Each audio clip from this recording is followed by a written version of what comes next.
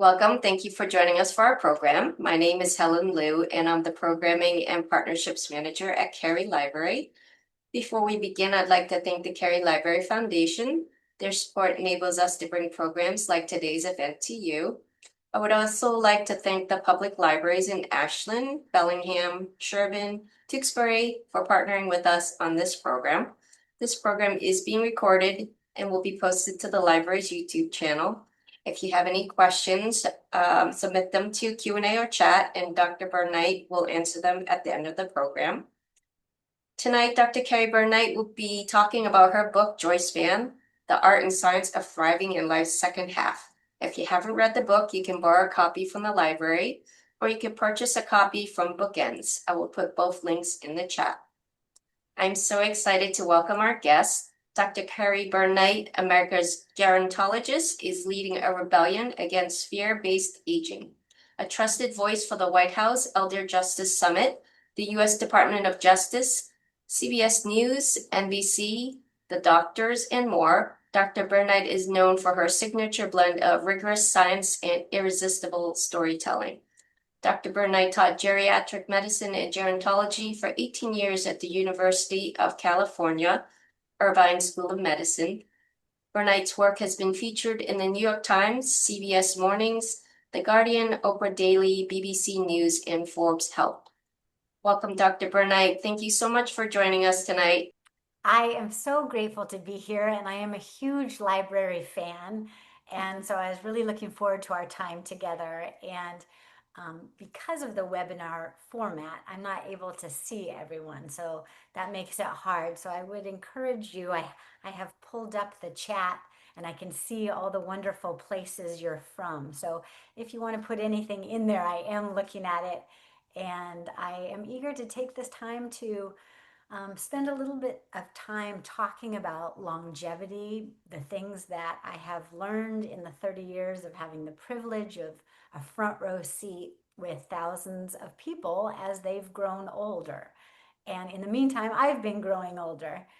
And then at the end, we'll have time for some questions. And so if you want to, be thinking of those questions, or even if you wanted to put them in the chat or anything, we'll just make this really interactive, because my goal is when you walk away from our time together, whether you're live on now or whether you're watching this later on, is the recognition that aging, growing older, has been made often unnecessarily and even at times excruciatingly painful and humiliating. And so for so many years, I watched situations that had me absolutely crying all the way home on my way home from work. And I did work on really tough cases of elder abuse and neglect, people who were very lonely, people slumped over in wheelchairs. And what I learned was that in the research literature, there were a lot of rigorous studies about how best to not end up in those situations that were the mainstay of my practice.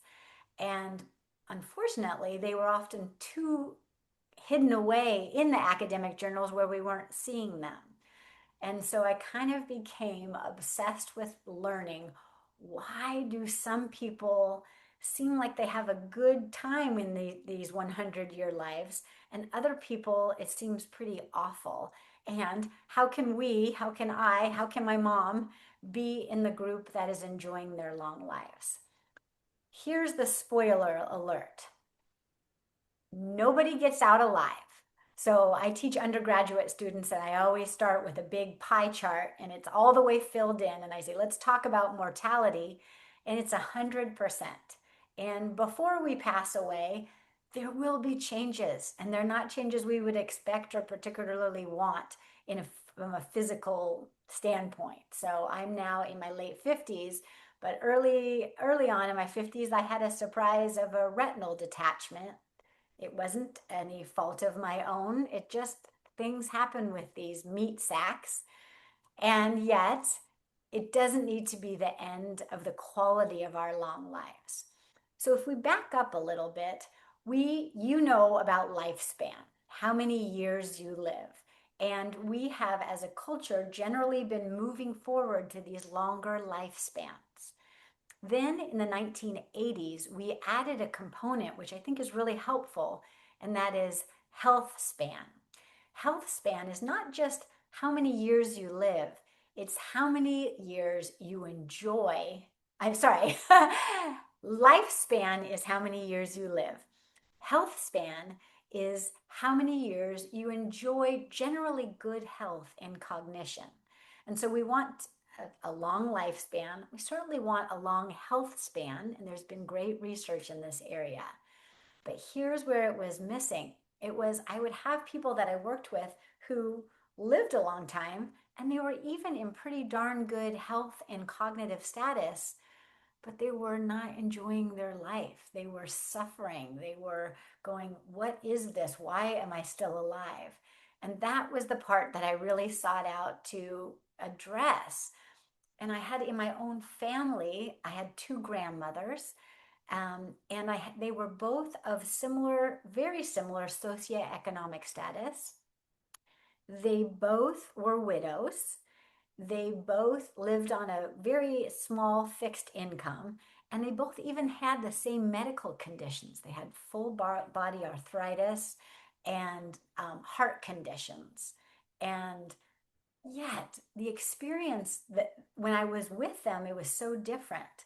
So, one of the grandmothers, whose name was Charlotte, I just couldn't get enough of her. She would listen and laugh and show me things, and she taught me to make pie crust, and she was very frugal, and she would save that cardboard piece of paper from the pantyhose that I don't know if that exists anymore, but she would take that piece of cardboard out and give it to me as such a prize and say, this is a perfect art sheet for you to do your art on, and we will put on display whatever you put on this piece of cardboard. Then I would also then go visit my other grandmother, and her name was Etta. I called her Grandetta. And I must say that I could not wait for our visit to be over. She didn't connect with me, or really didn't seem very interested in me as a child. But she would regale all the things that were wrong and how frustrated she was, and how really awful. And I remember her leaning in and saying to me, don't ever get old. I used to be somebody, and now look at me, bag of bones. So I went into this profession carrying these two examples of how people went through it. So in putting together the research for the book that's called Joyspan, um, I was looking for a word. That the original title wasn't Joyspan, it was just a short guide to your long life. And I wanted, though, something to talk about well-being, about quality of life, to give us a vocabulary about what are we talking about. And I was thinking it'd be cool if it was a span like the others. And I tried well span, how long you feel well or well-being, but people thought I was saying wealth span, like the financial part, which is also a reality. And there are people doing research on wealth span, which I recommend, but that wasn't what I was getting at. And then I saw that the American Psychological Association defined joy not in some kind of happy, toxic positivity ecstasy state, but instead they define joy as well being and life satisfaction. And so I did try out Joyspan with the people I got to work with. And it seemed that we could say, okay, Joyspan, how long you can enjoy your life. The caveat is that joy and happiness are actually different, even though they're used interchangeably. So happiness is often external. You're happy because this happened. You're happy because this went right. You're happy because you're feeling well. In longevity, joy is a much better measure, because joy, unlike happiness, is from the inside out. It's more like contentment. We can't always know who's experiencing it because I'll have one patient who's looking out the window at a tree and feeling awful and lonely. Another person looks from the outside just the same, looking outside at a tree, and is really experiencing joy. So, joy, I always want to get that. Doesn't mean you're going to have a smile all the time, and it certainly doesn't mean that everything is going well or right. So, with Joyspan, the question became, what does the research show us about people who are able to live, let's say, a 100-year life or an 80-year life or somewhere in between, a 70-year life, and enjoy it all the way up until that last day? And what I found was that the research grouped very reliably into 4 categories. And each of them were verbs, meaning that it wasn't just luck, like the luck of the draw. And we often phrase it like that. We often say, oh, must be nice to have those genes. But the research shows us that the genetic component of our experience of aging, and in fact, our longevity, it accounts for between 14 and 25%. So therefore, the remainder, the majority, is up to us and up to these small habits. And I'd like to make the analogy before we get into the 4 elements of the Joyspan matrix that I want you to come away with and have memorized. But I want to start with the physical self, because the physical self is what we're more accustomed to talking about.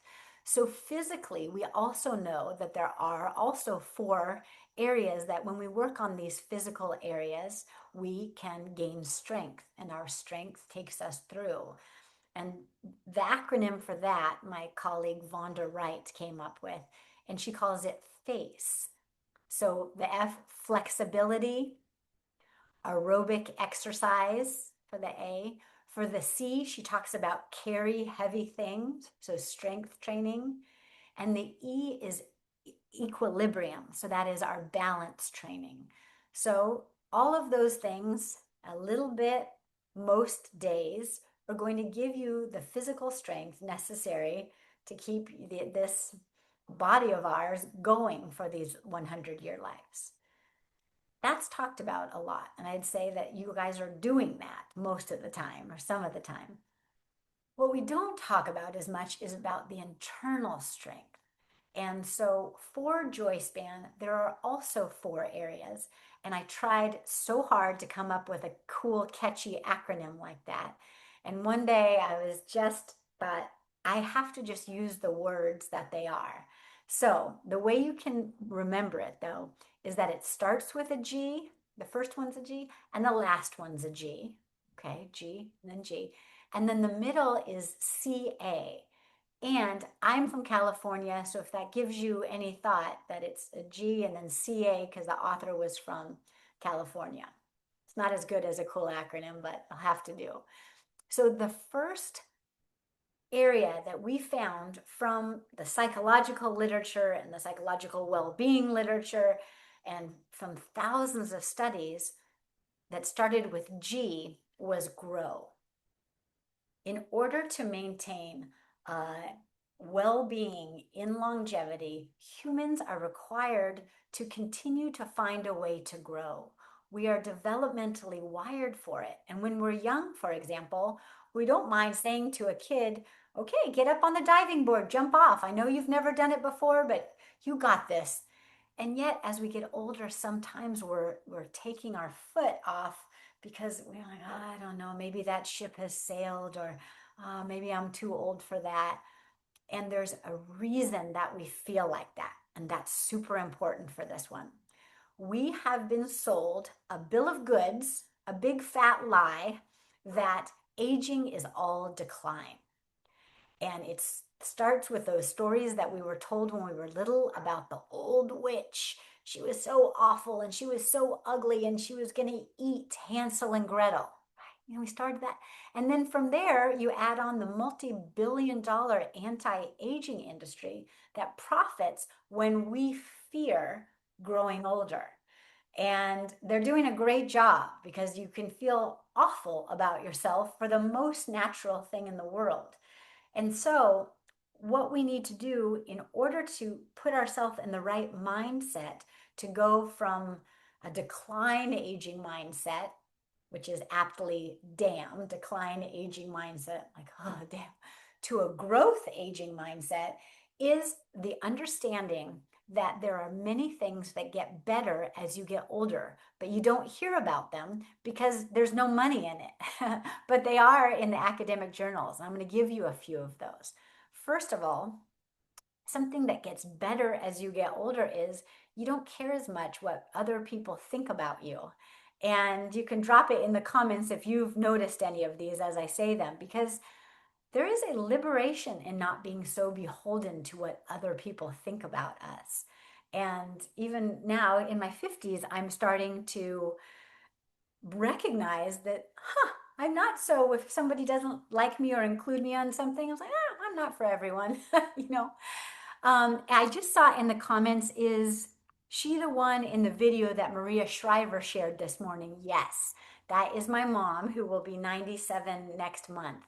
And my mom, Betty, is in the book a lot because she has really put into practice for the last 20 years these four principles, and it has taken her on an entirely different path to aging well. And she's really a sort of a living case study, and I'm so grateful for that.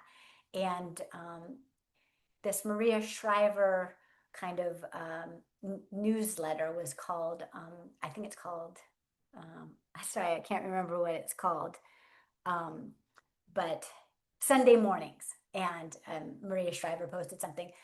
You can also go on Instagram, if you do Instagram or Facebook.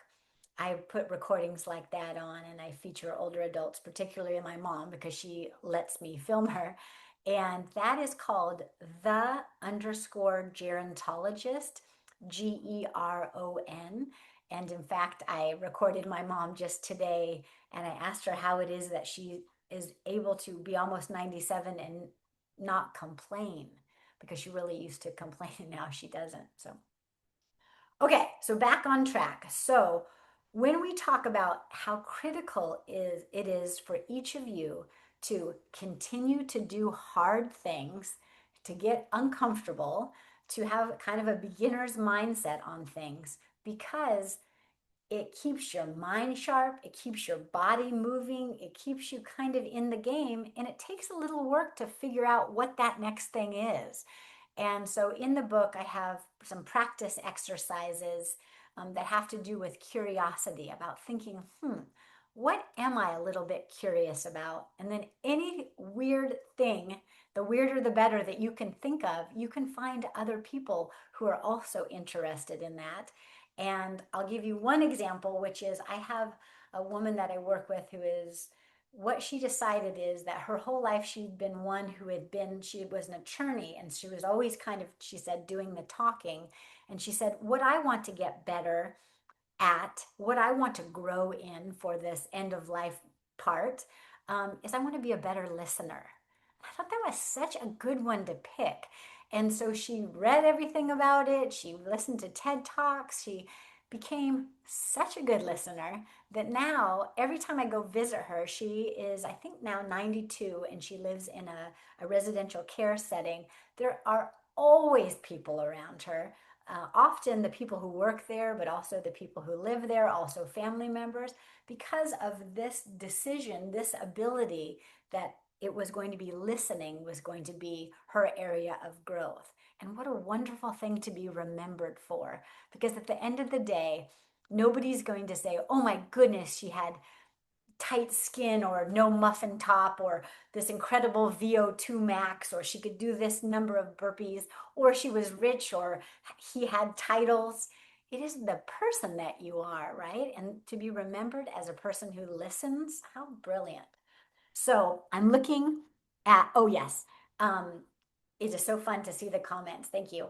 Um, I got a little sidetracked because I wanted to tell you a couple more things that get better as you get older, because knowing them can help you shrug off the ageism that you will face, largely from yourself, internalized ageism. So that message that you say to yourself is like, oh no, I have a whole bunch of necks or whatever we say to ourselves. Internalized ageism is holding us back. So we can counter it by saying, so what? Of course, I'm this age. Of course you're gonna bend your neck a lot. Another thing that gets better as you get older is problem solving. And this also is something that people don't recognize as much in our age of technology is everything.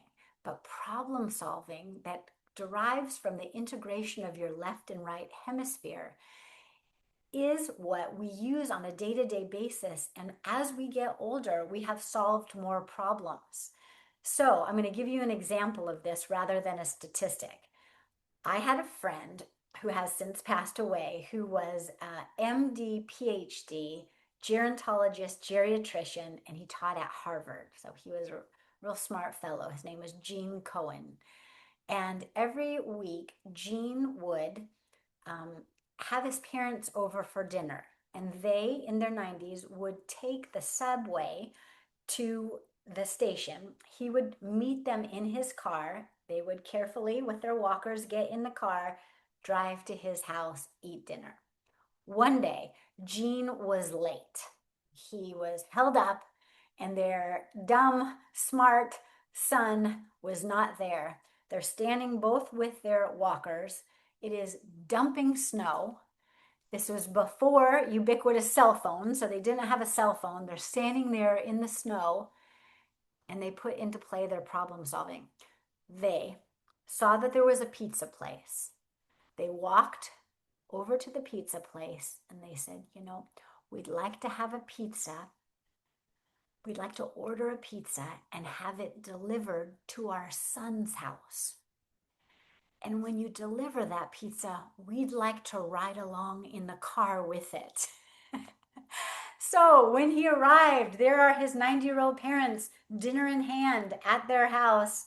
And that's the kind of problem solving I'm talking about. It's not, technology, it's real problem solving. And knowing that you, as you get older, are going to be getting better and better at this, you need to be able to recognize it so that you are brave enough to put it forward. And those of us who have older parents, like I'm lucky enough to still have my mother, I need to often shut up, listen to her, give her time because she can come up with the best solutions. But so often adult children come in what I call coming in too hot, where it's like, oh, let me solve your problem. Instead of, you are ahead of me in this journey. You, if I can close my mouth long enough, can come up with a solution. And giving people that space and grace and giving it to yourself really can make a difference. So I'm checking the time. Okay, we're doing just fine. So we know we've had G, grow, big literature on it. We'll take some journaling and some thinking. What is going to be the area where you're growing, where you can do a little bit every day to keep developing up until that last breath? Okay, now think to yourself, what's the next letter? Right, C. The C is connect. And by now, I'm sure that you've been hearing how powerful the literature is on the power of human connection and how much even the most introverted among us need human connection. The Harvard longitudinal study was an 85-year study that started when, at first, it was just young men, but ultimately, happily, they added women as well, but followed people over time. And the biggest predictor of how people aged was their connection with other people. The depth, the quality, even the quantity. And don't despair when you think, oh, I'm not so close with my friends right now. Maybe we've moved away. Maybe after I retired, I didn't stay as tight, or maybe we grew in different directions. Or if you're my mom, 90, I think 5% of her friends have passed away. So every single one of us needs to do what we do with our financial portfolio. With a financial portfolio, they say it makes sure that you diversify so that all the investment is not just in one place. Same is true with our social portfolio.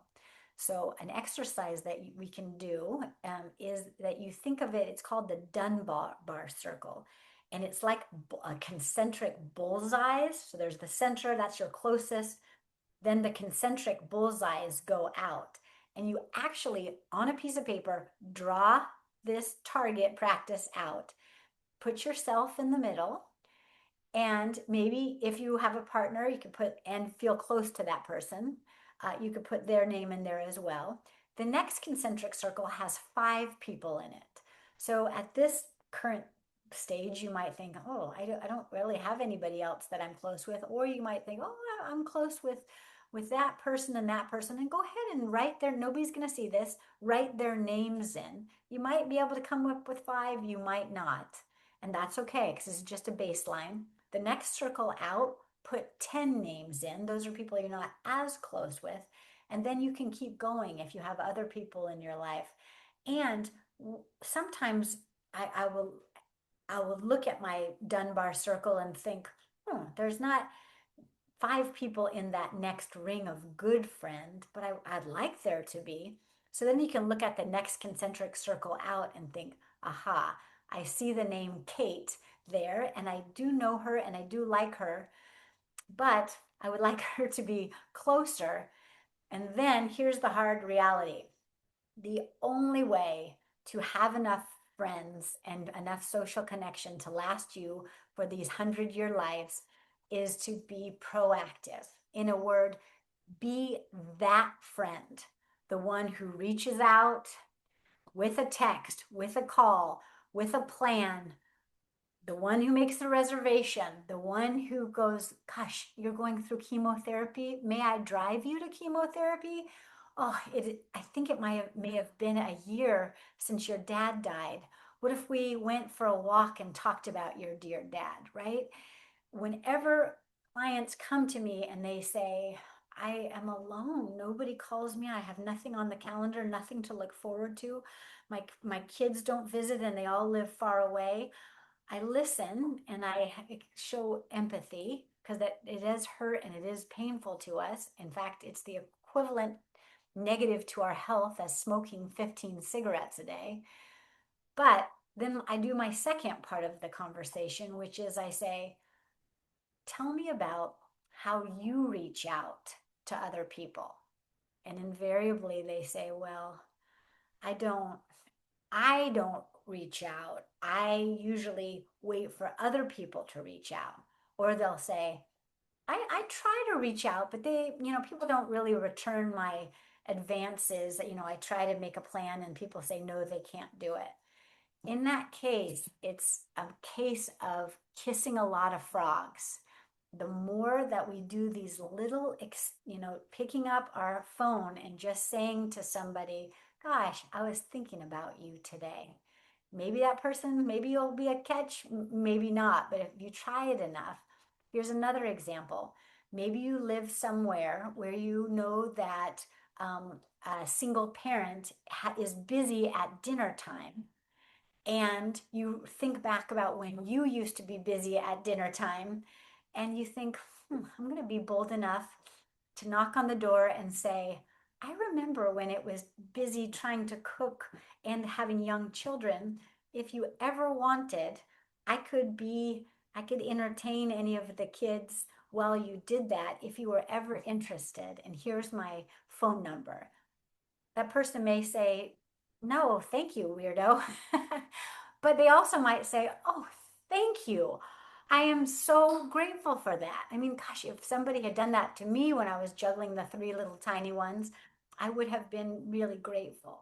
But again, we got to push off the narrative that it is less than to be older and think, I have a lot to offer, and they would be lucky to get to have time with me because I'm bringing a lot and my motive is good. And so if you do that enough little times, that's how you build this social portfolio.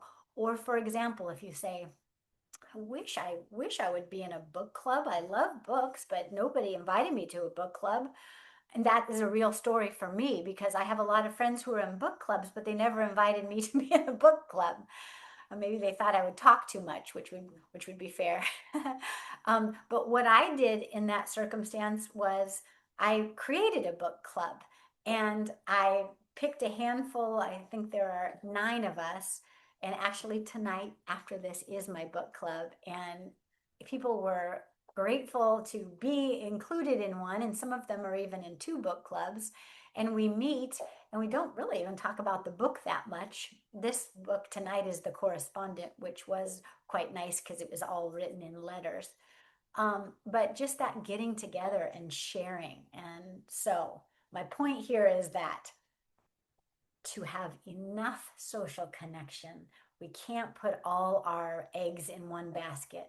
If we live long enough, we're very likely to outlive our spouses or our siblings or our best friend, or so we need to be. And even like in the supermarket, for example, you might see somebody who works there and say, always see you. And we haven't met. I'm Kerry. And that person would say, I'm Joe. Joe, nice to meet you. Then the next time you come, it gives you a little, hi, Joe. And if we start these practices and sowing these seeds, it's kind of amazing how life changes when we do that. So, now we're going to the next verb. And can you put in the text chat what letter it is that we're on? I'm making it bigger so I can read it. Okay. Yeah, exactly. Exactly right. At least it was the first one. Okay. So the next letter is A. So we've had grow, we've had connect, and the A is for adapt. We will not make it through these long lives if we don't have some flexibility. And the adaptation literature was actually most robust out of Israel. So I really started reading about these professors and this survey that they used in all these studies that showed just that. It was people who could adapt through their circumstances who enjoyed higher well-being, not people who just didn't have hardship, because that's not anybody. So when people say to me, oh, I look at your mom and she's just aging so gracefully. I myself am not one for gracefully, only because behind the scenes in any long life, there's hard stuff that you don't see. There is diarrhea, there is joint pain, there is the death of loved ones, and sometimes our own children. So I have 3 adult children, and while I was writing the chapter on adapt, my husband and I got the word that our middle daughter, who is 25, was diagnosed with a brain tumor.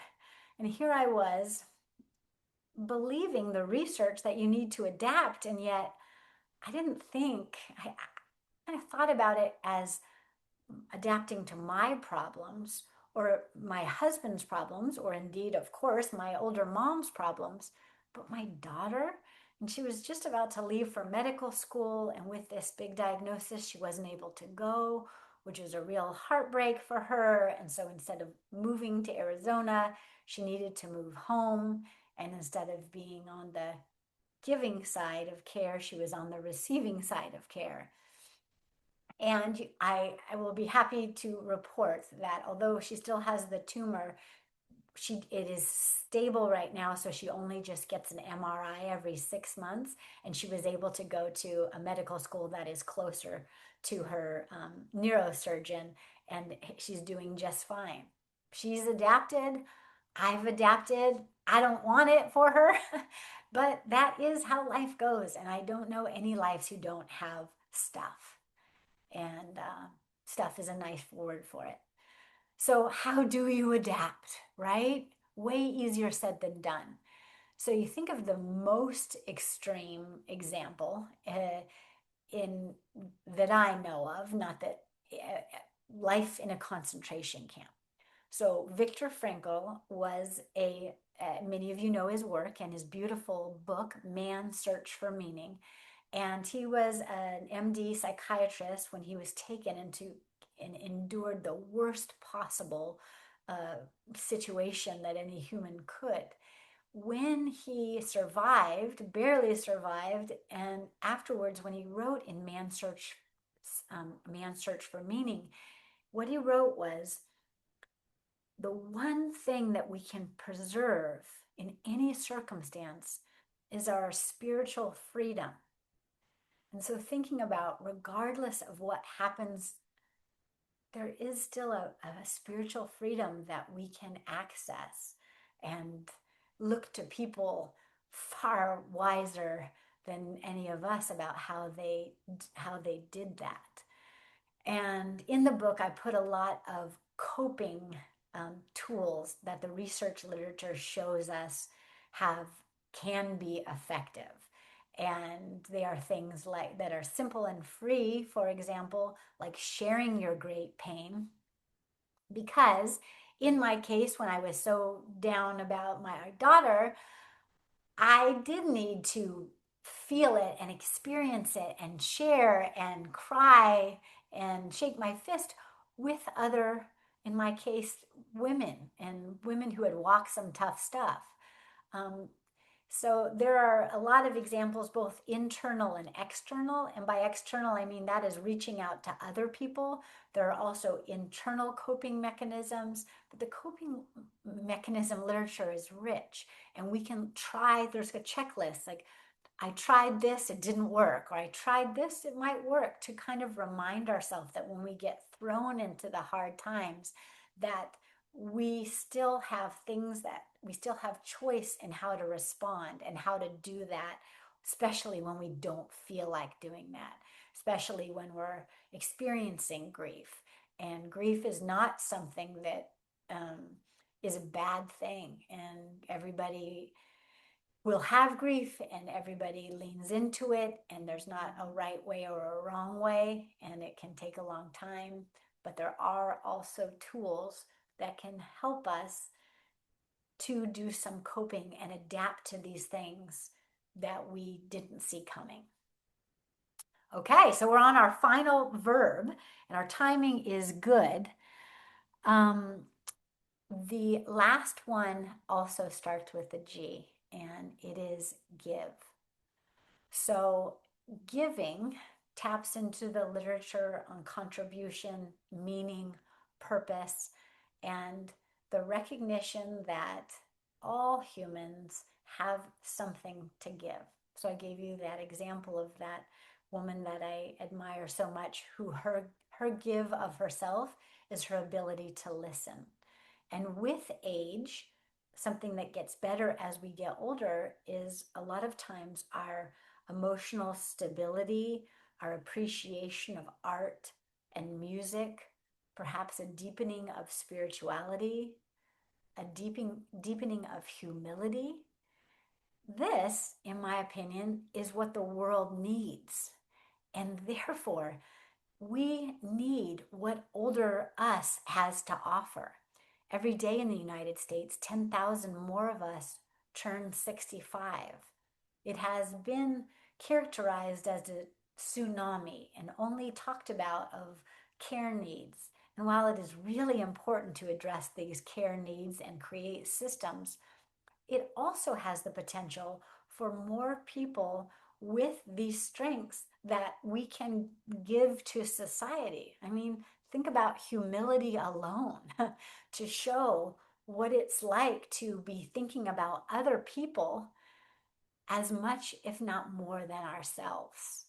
So with give, it one way to think about it, and there are practices in the book, is just a daily give. And these are small things. So you look in the backyard, you go, hey, I have lemons on my tree. You might pick those lemons off. You might go to a next door neighbor and just say, I was thinking about you, or if you know something about them, it's tiny, it's just lemons, but it isn't just lemons. Or it might be, gosh, there is a library nearby that could use some sorting and organizing.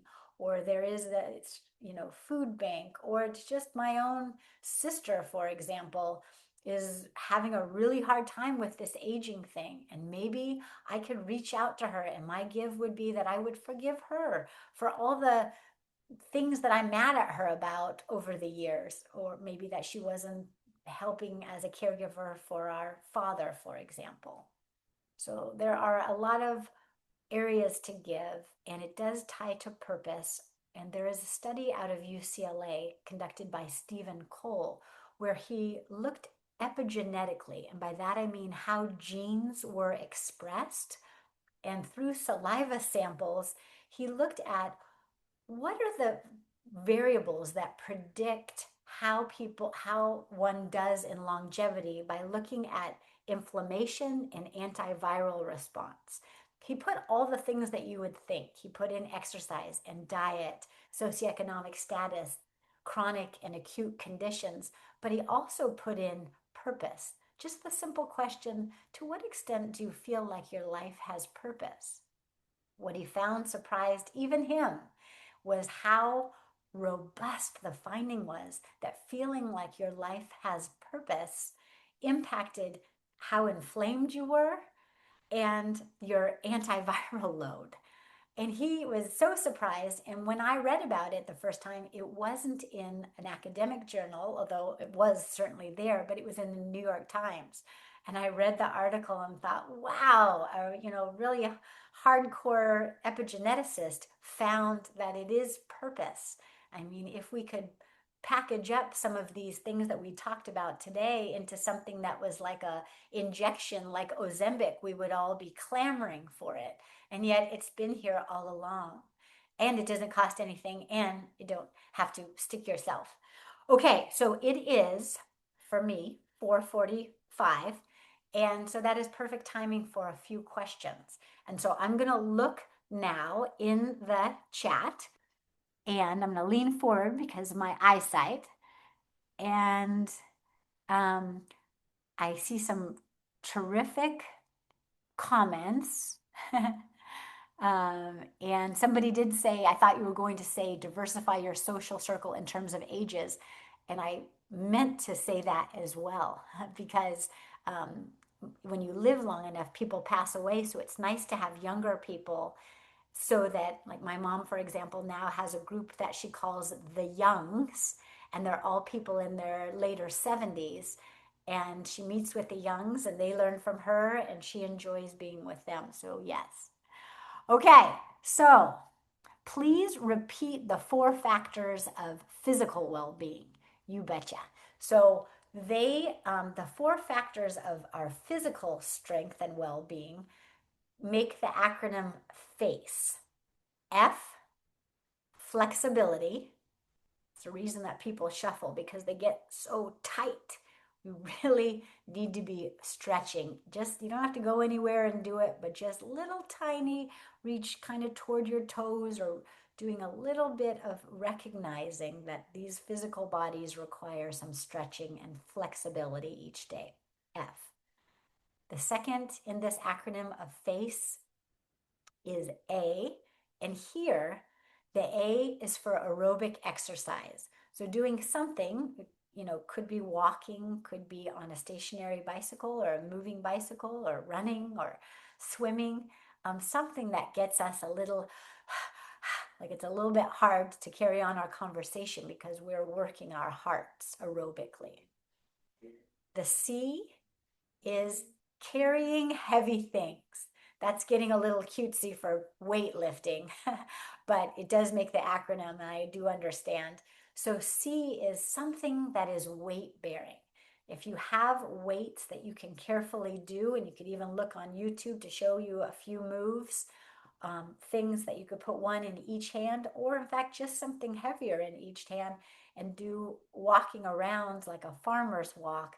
That is something that Peter Attia, in his book Outlive, that talks about health span, talks about the ability to be able to continue to carry our luggage. And so it's something that we can practice. So the C, carry heavy things. And the last is E. The E stands for equilibrium, and that is practicing our balance. So when you brush your teeth tonight, stand on one foot. If your balance isn't very good, put your hand down so you don't fall while you're standing on one foot. And then maybe take your hand off and see how it's going. If you think, oh my gosh, I am so good at this, this is absolutely no problem at all, and you feel safe, you could shut your eyes a little bit while you do it. And that's very humbling. I do that sometimes and then I do fall over, but it is a good practice. Okay, so I'm going back to the comments because I just repeated the 4 factors of physical well-being. Okay, so with questions, I guess y'all, oh, Q&A. Okay, so there is a Q&A. Oh, and also my colleague is on if you wanted to pose any questions. Sure. Thank you so much for that. I just also wanted to comment on the fact that there are so many helpful exercises in this book. For example, in chapter 3, you talk about what's normal in terms of physical, cognitive, and emotional health and what you can do to make improvements. You also give concrete ways for readers to help themselves as well as others. And in chapter 4, there's a wonderful springboard for cultivating curiosity. I think you talked about that. And then in chapter 8, there's also a daily check-in exercise with suggestions if you need a tweak or an adjustment. I think those are all wonderful exercises we can use and get from your book. Thanks. And I want to give you all the important caveat that people had to learn the hard way, which is, when people buy the book on Amazon, my book is there, fine. But there's also, because of AI, with every book that becomes a bestseller, people with AI make books and they put them on Amazon and it would say like the Joyspan workbook. And they might even make mention of my name so you think you're buying the workbook that goes with the book. But those are all just fakies. So of course I've reported it and talked to the publisher about it, but I have found that all books have these weird fake cookbooks, workbooks, weird biographies, weird stuff like that. So be really careful when you're buying a book to make sure that you're just getting the book that you intended and not these weird fake workbooks. It's like we have a few more questions in the chat. Okay, so I'm reading the chat again. I'm going back in. I'm going in.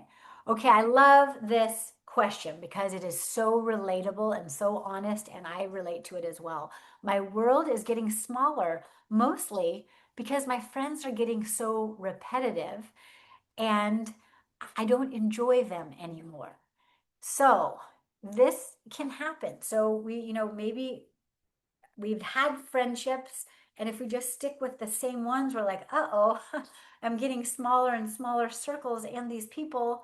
And, people do get cognitive impairment, or people do move away, or people do pass away.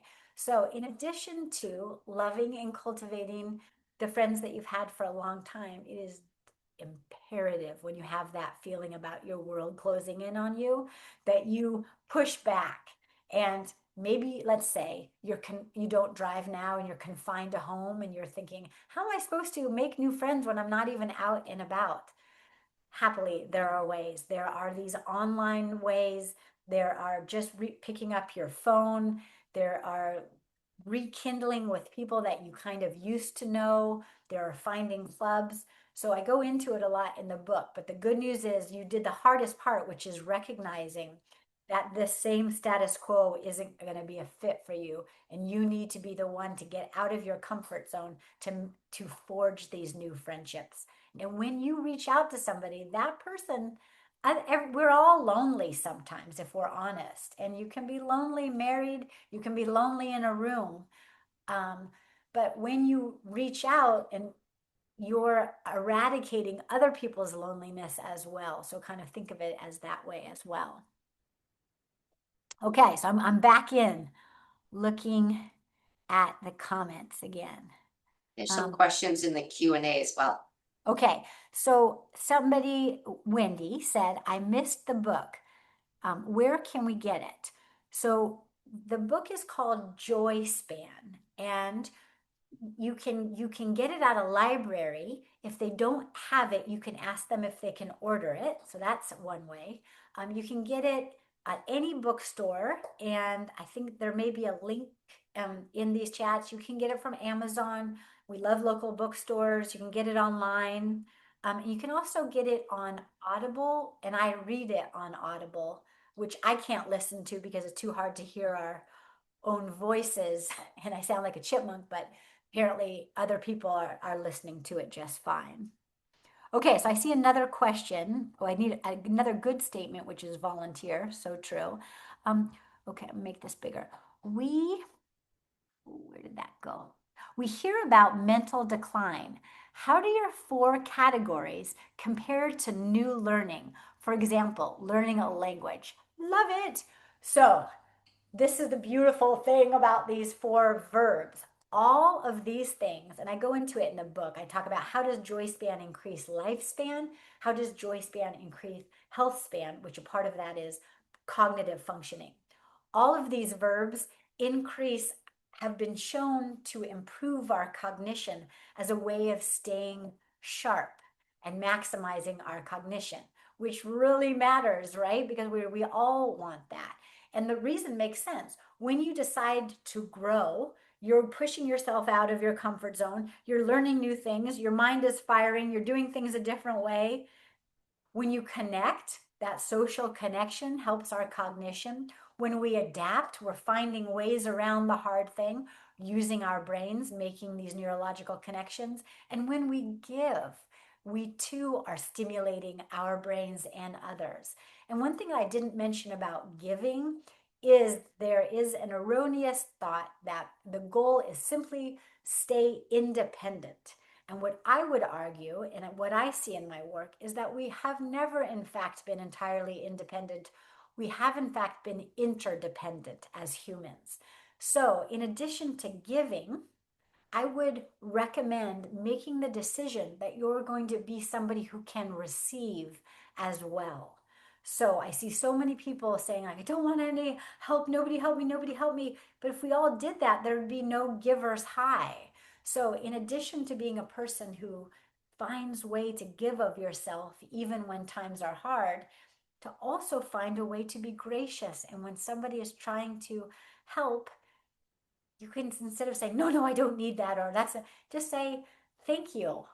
Ah, how wonderful. You're going to bring dinner over because I'm recovering from my knee replacement. Thank you. Okay, I'm looking at the time. We have a few more minutes. Oh, I love Abby has the wonderful point that a lot of colleges offer lifelong learning programs. That's exactly right. I am now teaching at the University of Chicago Graham School, and it is all where I am, it's all geared toward people roughly 40s and 50s and better. And the programming is so wonderful because with these long lives, we need to keep learning and giving and maybe have different volunteer or paid avenues all lifelong. So, yes, look at all these wonderful opportunities. And I also teach at the Omega Institute online and in person in New York. And I'm teaching for the Modern Elder Academy, and that is in Santa Fe, New Mexico. And there's so many places to learn. Libraries, many community colleges offer free tuition for people 60 and better. Um, and yeah, there it's kind of endless when once you start exploring all the learning. I went on to TED Talks online, and I was watching all these interesting free TED Talks, and then YouTube has a lot of stuff, a lot of junk, but a lot of stuff too. Sailor.org is free, which is wonderful. And that's something that I didn't know about. I still don't really know about, but I'm sure you could type in Sailor. And oh, now I clicked. Okay, so somebody says, I'm a guy. I still work. I do a lot, but I don't, I, I don't do a lot except work and family. Understandable. How do I begin to prepare for this future retirement on growing outside of this? Genius. All of us, all of us are so role to our identity is so tied to I'm a teacher, I'm a lawyer, I'm a father, we need to also think about having more roles and writing down a list of all the roles that you have and all that you might want. So maybe you're an amateur carver, or you're a skateboarder, or maybe you're a dog trainer. Like all these kinds of things, they matter because it is easy in our society to get way too tied to your role. And I'm talking to myself because I'm such a gerontologist. It's not all I do, but it's a lot of what I do. And so I need to make sure, okay, make sure that you also have other roles so that you're not like pigeonholing yourself with that role. So I think we might be out of time, and I'm just so grateful for your watching, and I'm eager to hear from you. And if you wanted to tell me something, you could go to drkerryburnight.com, and that's a way that there's an email that you could contact me, or we can connect through social media, because I really value your input, and I thank you for your time tonight or today. Thank you so much. I want to make sure we get Dr. Burnight to her book club in time. So Yeah, I'm going before to we book club close, now. yeah, I just want to mention, and Dr. Burnight also mentioned that the library is a wonderful place to start cultivating your Joyspan. We have lectures, workshops where you can learn something new, make connections with your community, and maybe even find a friend. And for those interested in the recording, I'll be sending out a recap, and a link to the recording will be embedded in that. Um, Other than that, I just wanted to thank you, Dr. Burnight, so much for sharing your research, your book, and your stories with us tonight. I loved it. And somebody just said, what's her name again? So it's the website is Dr. Kerry, Kerry, Burnight, Burnight.com. And the book is Joyspan. And I so welcome any connection and feedback. And I think it's going to take every single one of us to change the narrative around aging to make older better. And your kids and your grandkids are looking to you to see your Joyspan, and that's your Joyspan legacy. So thank you for being in this new old age.